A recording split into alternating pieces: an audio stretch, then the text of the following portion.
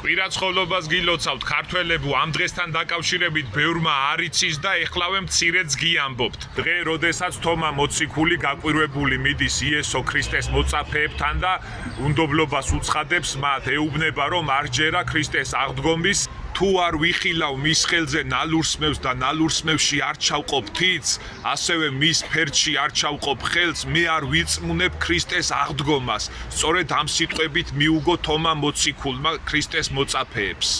აღდგომიდან მერვე დღეს უფალი თავად ეჩვენა თომა მოციქულს და აჩვენა ნაჭრილობები, ის იარები და თომა მოციქულიც იმ წამსვე დაეცა და თქვა: უფალი ჩემი და ღმერთი ჩემი.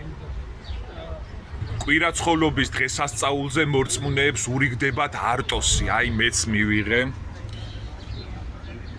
რომელიც ინახება მთელი წლის განმავლობაში წმინდა ადგილას უნდა შეინახოთ და განსაცდელისა და ავადმყოფობის ჟამს უნდა მივიღოთ საკურნებლად სულისა და ხორცისა.